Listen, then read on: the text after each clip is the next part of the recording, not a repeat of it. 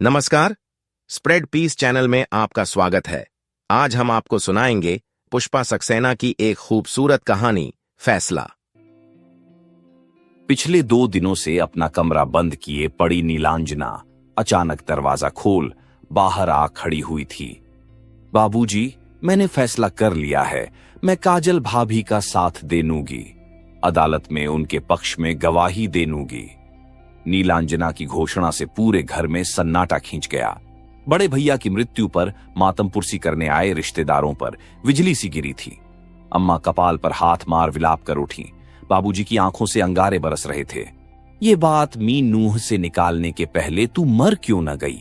सगे भाई की हत्यारिन का साथ देगी। इसी दिन के लिए बड़ा किया था तुझे। न्याय और अन्याय की समझ देने के लिए आपकी आभारी हूं बाबूजी। कुछ देर ठंडे दिमाग से सोच देखिए। उनकी जगह आपकी बेटी होती तब भी क्या आप ऐसा ही सोचते? बेशर्म कहीं की, बाप के सामने ऐसी बातें करते तेरी जीभ नहीं जलती। दूर हो जा मेरी आंखों के सामने से, वरना। आवेश में बाबूजी हांफने लगे थे। रिश्ते के चाचा जी ने उन्हें संभाला था। सुमित्रा ताई ने नीलांजना को हाथ से पकड़ जबरन पीछे खींच बाबूजी के सामने से हटा दिया था। देखती नहीं मां बाप का क्या हाल है। जवान बेटे की मौत का सदमा लगा है उन्हें। वो बेटा जिंदा ही कब था ताई? तुम ही तो कहा करती थी, काश सुरेश हमेशा को सो जाता। नीलांजना की आंखें भर आई थीं। वो बात ठीक है नीलू, पर मां बाप के लिए संतान कैसी भी हो, ममता तो उमड़ेगी ही। ऐसी बातें करके उनका दिल दुखाने से क्या फायदा बेटी? काजल भाभी भी तो किसी की बेटी हैं ताई। अरे उस अभागिन के मां बाप होते तो क्या इस नरक में उसे झोंकते? तू क्या समझती है मुझे उस पर तरस नहीं आ रहा? पर इस वक्त कुछ कहना ठीक नहीं। ठीक क्यों नहीं है ताई? पिछले 2 दिनों से भाभी पुलिस कस्टडी में हैं। उनके साथ न जाने क्या हो रहा होगा और हम सब इस साजिश में शामिल हैं। नीलांजना सचमुच रो पड़ी थी। मैं तेरी बात समझती हूं बिटिया। उस अभागिन के अपने चाचा भी तो उसे हत्यारिन कह अपना पीछा छुड़ा गए। न जाने क्या क्या सहना है उसकी किस्मत में। भगवान दुश्मन को भी ऐसी तकदीर न दे। ताई ने आंचल से आंसू पोंछ डाले थे। कुर्सी पर निढाल पड़ी नीलांजना की आंखों से आंसू बह रहे थे। सारी बातें बार बार याद आ रही थीं। बड़े भैया की शादी के बाद से उनके कामों का दायित्व काजल भाभी को सौंप अम्मा निश्चिंत हो गई थीं। पति को नहलाने धुलाने से लेकर कपड़े पहनाना, खाना खिलाना पत्नी का ही कर्तव्य है। ये बात अम्मा ने उन्हें अच्छी तरह समझा दी थी। अम्मा उन्हें 2 बार स्वयं सिद्धा पिक्चर दिखा लाई थीं। बार बार समझाती, पत्नी के प्यार और त्याग से पति ठीक हो सकता है। अब सुरेश को तुझे ही संभालना है बहू। भोली भाली काजल भाभी में नूह नीचा किए निःशब्द अम्मा की सीख सुनती रहती थीं। मात्र पितृ विहीन काजल ने चाचा के घर नौकरानी की तरह काम कर दिन काटे थे। उस पर भी चाची को उसकी 2 रोटियां भारी थीं। सबके खा पी चुकने के बाद बचा खुचा उसके सामने फेंक दिया जाता था। माँ पिता एक साथ रेल दुर्घटना में उसे अनाथ बना चाचा के सहारे छोड़ चले गए थे। तब वह 7वीं कक्षा में पढ़ती थी। बस वहीं मेधावी काजल की शिक्षा को विराम लग गया था। चाचा के बच्चों को स्कूल जाता देख काजल का मन मचल उठता था, पर भगवान ने उसे असीम धैर्य दिया था। अपनी स्थिति उसके सामने स्पष्ट थी। चचेरी बहन की पुस्तकों की झलक देख पाने के लिए काजल को उसकी 1000 मिन्नतें करनी पड़ती थीं। अगर चाचाई की निगाह किताबों में आंख गड़ाए काजल पर पड़ती तो उसकी शामत आ जाती। उसी काजल के लिए चाचा ने उपयुक्त घरवर खोज मृत भाई के प्रति अपना कर्तव्य पूर्ण कर जग की वाहवाही पाई थी। सब कुछ जानते समझते भी जन्म से मानसिक रूप से विक्षिप्त भैया के साथ उन्होंने काजल को बांध दिया था। आंखों में कितने सपने संजोए काजल इस घर में आई थी। चाचा के प्रति वह कितनी कृतज्ञ थी। उनकी कृपा से उसे इतना अच्छा घरवर मिल सका था। आश्चर्य इसी बात का था कि उस दिन बड़े भैया असामान्य रूप में शांत रहे। उनको शांत देख नीलांजना को लगा था शायद अम्मा बाबूजी के जिन शुभ चिंतकों ने उन्हें समझाया था कि शादी के बाद भैया ठीक हो जाएंगे, वे सचमुच अनुभवी थे। भैया की शादी का सबसे ज्यादा विरोध नीलांजना ने किया था। एएम में फाइनल में पढ़ रही नीलांजना न्याय अन्याय का अर्थ अच्छी तरह समझती थी। भैया का अभिशाप पूरे घर पर मेंडराता था। बड़े भैया की जन्मजात विक्षिप्तता का कलंक झेलती अम्मा अपने आप में सिमट कर रह गई थीं। दादी हर समय बाबूजी को पट्टी पढ़ाती, उन्हें सुनाती रहती थीं। पगले को जन्म दिया है, जरूर इसके खानदान में कोई पगला रहा होगा। तू ही समझ मनोहर बेटा, हमारे खानदान से न जाने किस जन्म का बदला लिया इसके बाप ने। हमें धोखे में रख शादी कर दी अपनी लाडली की। अब इस पाप का बोझा ढोने को हम रह गए हैं। अम्मा बताती हैं, पोता जन्मा है सुनकर वही दादी खुशी के मारे अम्मा की बलयाओं लेते नहीं थकती थीं। भैया को सीने से चिपटाए दादी अपनी किस्मत सराहती थीं। बचपन में बड़े भैया की अजीबो गरीब हरकतें, उनका असामान्य क्रोध सबके मनोरंजन का कारण था। अम्मा के शब्दकोश में मानसिक विक्षिप्तता जैसा कोई शब्द ही नहीं था। जैसे जैसे भैया बड़े होते गए उनकी असामान्यता स्पष्ट होती गई। अगर भैया बुद्धिहीन होते तो भी बात सही जा सकती थी, पर उन्हें गुस्से के ऐसे दौरे पड़ते कि घर भर कांप जाता। हाथ में आई कोई भी चीज किसी के सिर दे मारना उनके लिए सामान्य बात थी। एक बात और, जब उन्हें ऐसे दौरे पड़ते तो चुन चुन कर ऐसी अभद्र अश्लील गालियां देते जिन्हें अच्छे घरों में सुनना भी पाप माना जाता। जैसे जैसे वह जवान होते गए, गालियों के साथ उनकी लड़कियों की चाहत भी बढ़ती गई। डॉक्टर का कहना था, इस रोग में सेक्स के प्रति जबरदस्त आकर्षण होता है। शायद उनकी शादी कर देने में बाबूजी के मन में यह बात भी रही हो। बड़े बेटे की असमर्थता और विक्षिप्तता का जहर अम्मा जीवन भर पीती रही थीं। ऐसे बेटे के साथ कोख से और बच्चों को जन्म देने वाली अम्मा की हिम्मत पर नीलांजना को आश्चर्य होता है। अगर वह भी भैया जैसी ही होती तो उस समय भी इस कल्पना से नीलांजना को केनम्प के नम्पी सी आ गई। 8 बच्चों में से बस भैया और नीलांजना ही जीवित बचे थे। विधाता के इस क्रूर मजाक को अम्मा कभी नहीं भूल पाती। काश उनका एक भी बेटा जीवित बच पाता जो दादी का सपना पूरा करता। दादी की बड़ी साध थी, उनकी अर्थी को उनका पोता कंधा दे। उन्हें विश्वास था उसके कंधे चढ़ वह सीधे स्वर्ग जाएंगी। पर उनकी मृत्यु के समय भी स्वर्ग जाती दादी को बड़े भैया ने चुन चुन कर कोसा था।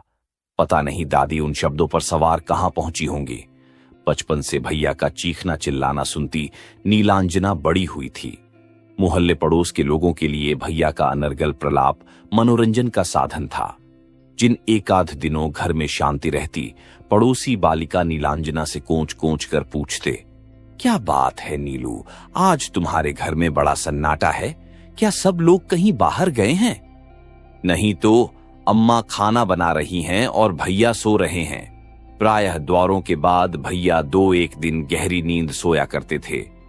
अच्छा, शायद उन्हें डॉक्टर ने सोने की सुई दी होगी। सुई क्यों देंगे, भैया तो अपने आप सोए हैं। भोली नीलांजना उनके अधरों की व्यंग्य भरी मुस्कान का अर्थ नहीं समझ पाती थी। काश वह हमेशा के लिए सो जाए, इस नन्ही जान को तो मुक्ति मिलती। उसका कलंक इसे भी खा जाएगा। मोहल्ले की सुमित्रा ताई बचपन से नीलांजना को बहुत प्यार करती थीं, पर भैया के लिए कही वैसी बातों पर नीलांजना मचल जाती। उई नन्हू, तुम बहुत खराब हो ताई, भैया सोते रहेंगे तो हम किससे बात करेंगे। कभी कभी भैया पर जब दौरे नहीं पड़ते, वे नीलांजना के साथ सचमुच ठीक बात करते थे। अरे मैं कोई उसकी दुश्मन थोड़ी हूं बेटी, मैं तो तेरे भले की सोचती थी। ताई की उस बात का अर्थ अब नीलांजना अच्छी तरह समझती है। भैया के कारण पूरे परिवार ने अपने को घर की चहारदीवारी के अंदर कैद कर लिया था। ऐसे बेटे को लेकर किसी रिश्तेदारी में जाना भी संभव नहीं था। भैया के कारण नीलांजना ने भी कम अपमान नहीं झेला था। साथ की सहेलियां जब भी उससे पराजित होती तो पगले की बहन पगली कहकर उससे अपनी पराजय का पूरा मूल्य चुका लेती। आंखों से आंसू ढलकाती नीलांजना भी अम्मा की गोदी में सिर छिपा उन्हें उलाहना दे डालती। तुम बहुत गंदी हो अम्मा, इतना गंदा भैया क्यों लाई?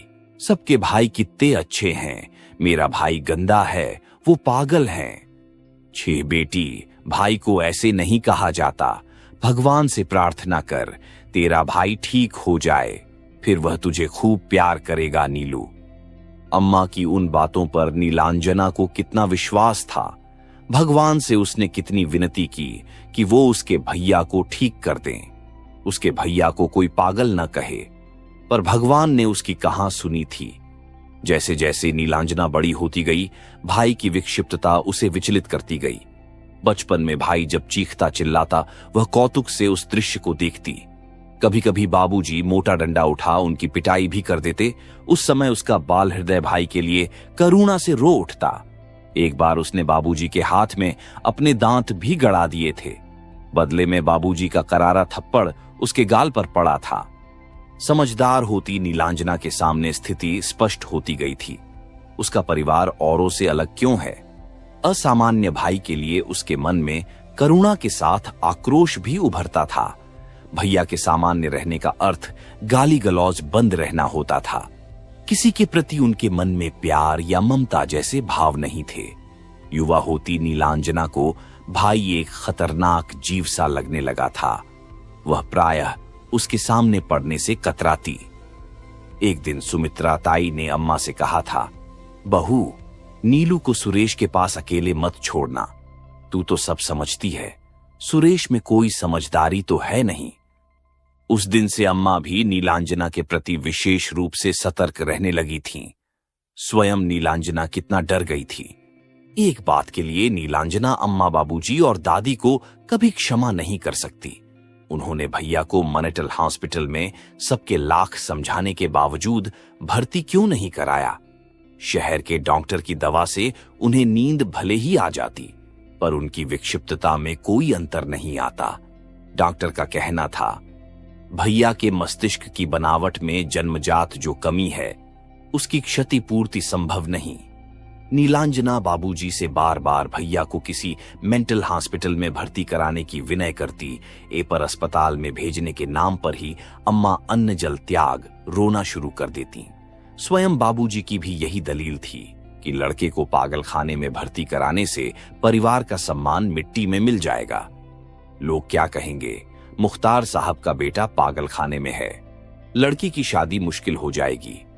पता नहीं बाबूजी ये कैसे सोच पाते थे कि भैया के घर में रहने से नीलांजना की शादी आसान हो जाती। व्यंग्य की एक मुस्कान नीलांजना के ओठों पर तैर आई थी। घर के असामान्य वातावरण, भैया के चीखते चिल्लाने का आक्रोश नीलिमा के काउंलेज की डिबेटों में उतर आता। विरोधी पक्ष की बात इस तरह काटती कि उनसे कोई जवाब ही न बन पाता। ऊपर से बेहद सामान्य और शांत दिखने वाली नीलांजना के अंतर में अंधड़ सा चलता रहता।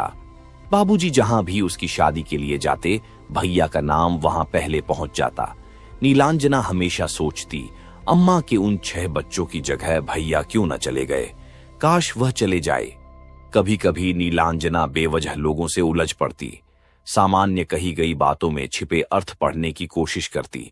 सबसे ज्यादा गुस्सा उसे भैया पर आता। स्वयं असामान्य होते हुए भी वह तो सामान्य जीवन जी रहे थे, और सामान्य नीलांजना असामान्य जीवन जीने को विवश थी। अनजाने ही नीलांजना अपने आप में कई कॉम्प्लेक्स डेवलप कर बैठी थी। अगर कभी किसी लड़के ने नीलांजना की ओर मित्रता का हाथ बढ़ाया, नीलांजना ने उसे झड़क दिया। दोस्तों में सिर्फ उषा ही उसके निकट आ सकी थी। अपने मन की बात उषा से कह नीलांजना हल्की हो जाती थी। बीए के बाद नीलांजना ने एमए में दाखिला ले लिया और उषा उसी शहर में नौकरी कर रही थी। उषा के पिता के स्वर्गवास के बाद उसके बड़े भाई ने घर को संभाला था। अब उषा भाई के हाथ मजबूत करने को दृढ़ प्रतिज्ञ थी। अपनी शादी की बात उसने भुला दी थी। जब तक बिना दहेज कोई शादी का प्रस्ताव नहीं आता, मैं विवाह नहीं करूंगी। भैया ने इस लायक बनाया, यही क्या कम है नीलू। अब उन पर और बोझ डालना ठीक नहीं है ना। कितनी बार नीलांजना सोचती, काश उसके भैया भी उषा के भाई जैसे होते। दृढ़ निश्चय के साथ आंसू पोंछ नीलांजना उठ खड़ी हुई थी। इस समय उषा की उसे सख्त जरूरत महसूस हो रही थी। दरवाजा खोलते ही उड़े उड़े चेहरे, अस्त व्यस्त वेशभूषा के साथ खड़ी नीलांजना को देख उषा चैंक उठी थी। अरे नीलू, क्या हुआ? तबीयत तो ठीक है?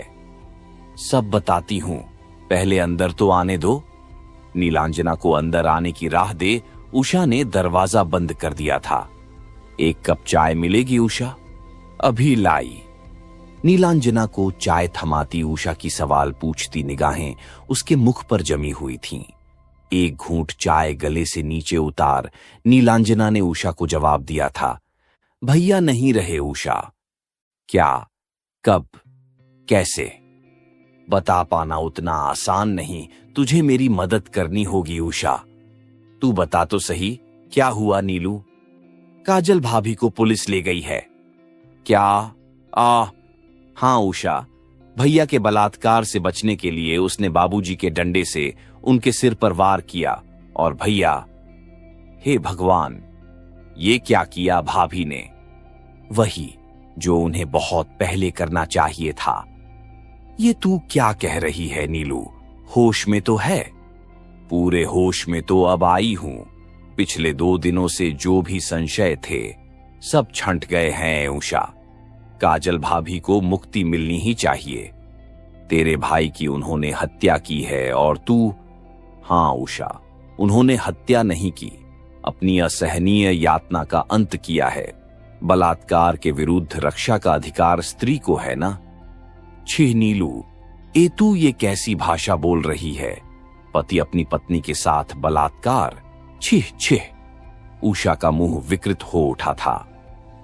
बलात्कार का मतलब जानती है ना उषा? विवाह की प्रथम रात्रि काजल भाभी की दहशत भरी चीखें सुनाई दी थीं। घर के सारे प्राणी जगते हुए भी सोने का बहाना किए पड़े रहे। मैंने उठने की कोशिश की तो अम्मा ने जबरन रोक दिया था। ऊपर से डांट लगाई थी, नए ब्याहलों के कमरे में तेरा क्या काम? खबरदार जो वहां गई। चाचाई ने हे नसते हुए कहा था, अरे भोली लड़की है, पहले पहले ऐसा ही होता है बेटी, तू सो जा। तभी काजल भाभी हांफती दौड़ी आई थीं। सांस घोंकनी सी चल रही थी। साड़ी का आंचल पीछे घिसटता आ रहा था। मुझे बचा लीजिए, मैं वहां नहीं जाऊं ए नंगी। अम्मा जी, मुझे बचा लीजिए। भाभी के पीछे दहाड़ते आए भैया ने उन्हें दबोच लिया था। उनकी पकड़ में पंख कटी गौरैया सी भाभी छटपटा रही थीं। मैंने भाभी को बचाना चाहा तो अम्मा ने हाथ पकड़ खींच लिया था। सुबह भाभी के पूरे शरीर में पड़ी खरोचें, टूटी चूड़ियों से बने जख्म, तब मैंने वैसा ही समझा था उषा, पर उसके बाद वे जख्म कभी नहीं भरे थे। हाँ, भाभी ने उन्हें अपनी नियति मान स्वीकार कर लिया था। वैसे भी वह जा भी कहां सकती थी। डन के लिए तो सारे दरवाजे बंद थे। भैया की शादी क्यों की गई है नीलू? उषा सिहर उठी थी। अम्मा बाबूजी को उनके कुछ शुभ चिंतकों ने सलाह जो दी थी कि भैया शादी के बाद ठीक हो सकते हैं। उन्होंने तो अनगिनत उदाहरण भी दे डाले थे। तू तो जानती है उषा, जिस देश में लड़कियां 30-40 रुपयों में बेची जा सकती हैं, वहां एक एक्सपेरिमेंट के लिए एक जीवन बलि चढ़ गया। अफसोस यही है कि इस त्रासदी की साजिश में मैं भी सहभागी हूं। अपना विरोधी स्वर उई नंचा क्यों न उठा सकी। काश भाभी की शादी एक मजदूर से हो जाती तो वह कितनी सुखी होती। उनके चाचा तेरे भैया की दिमागी हालत जानते थे ए नीलू? बहुत अच्छी तरह। उन्होंने अनाथ भाई की बेटी के लिए घर और वर दोनों दे दिए।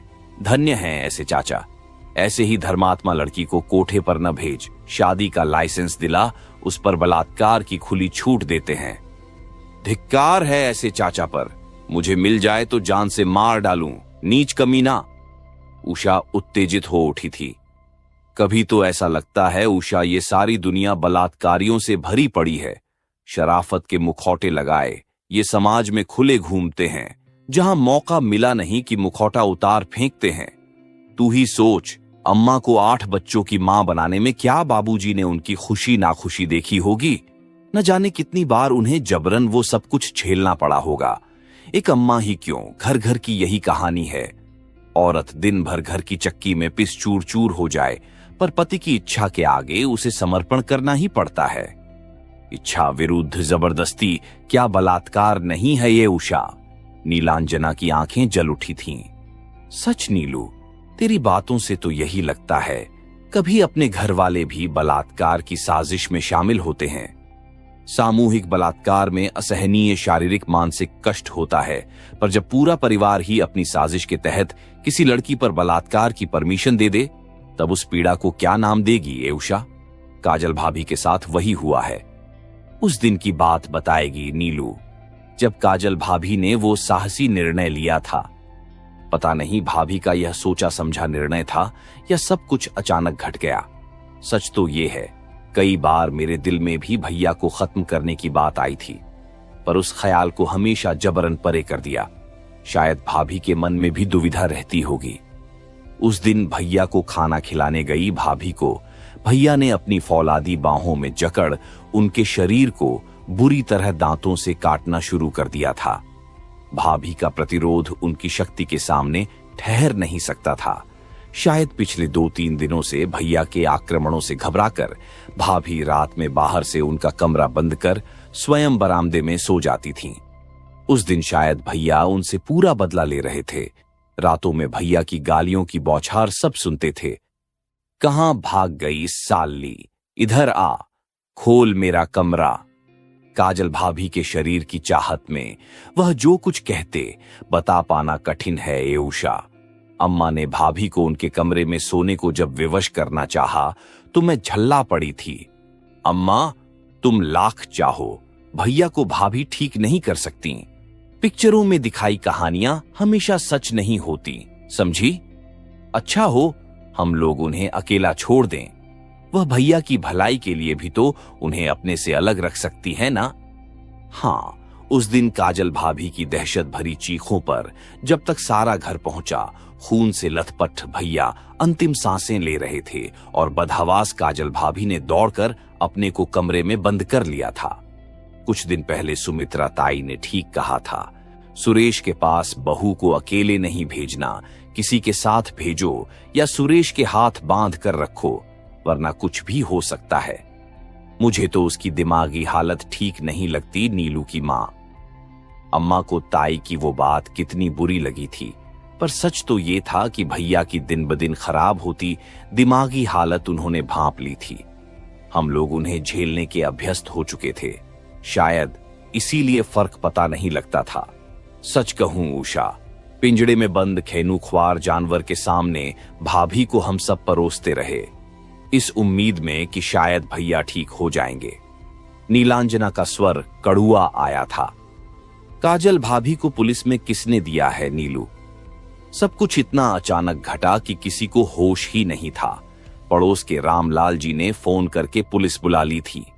उत्तेजित बाबूजी ने काजल भाभी के खिलाफ रिपोर्ट लिखा दी। कोख जाय के लिए अम्मा बाबूजी विकल थे, जिसकी जिंदगी मौत से बदतर थी, जिसके मरने की मन ही मन सब कामना करते थे। मौत के बाद वह कितना प्रिय हो उठा था, बता नहीं सकती। बेचारी काजल भाभी, उनका क्या होगा? उन्हीं की मदद हमें करनी है उषा। मैं भरी अदालत में भाभी के ऊपर हुए अत्याचारों को बताऊं ए नंगी।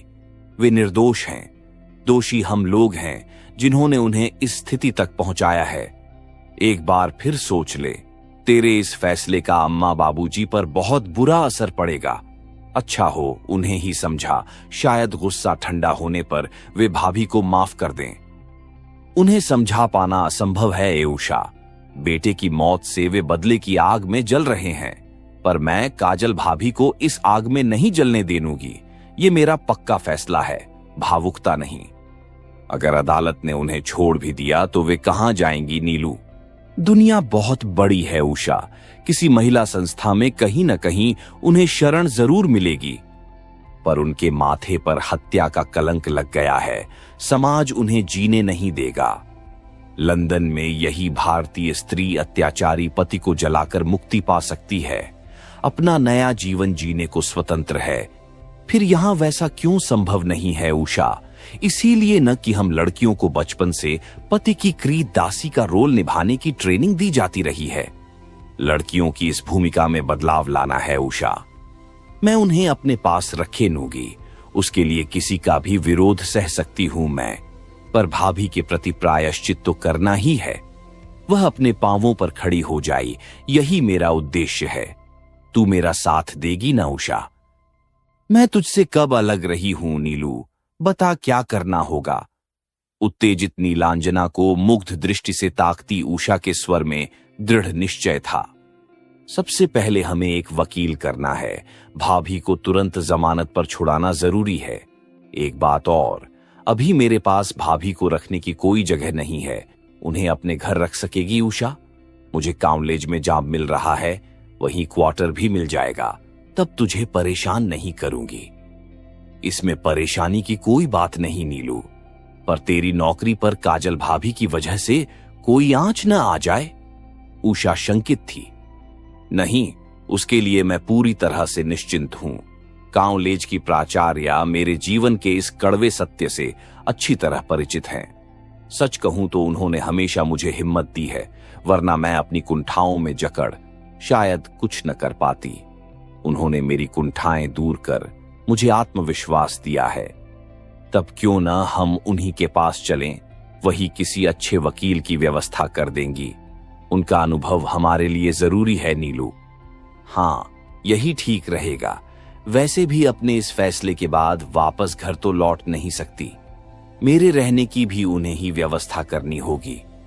मुंह पर आई उत्साह की चमक के साथ नीलांजना प्राचार्या के घर जाने को उठ खड़ी हुई थी।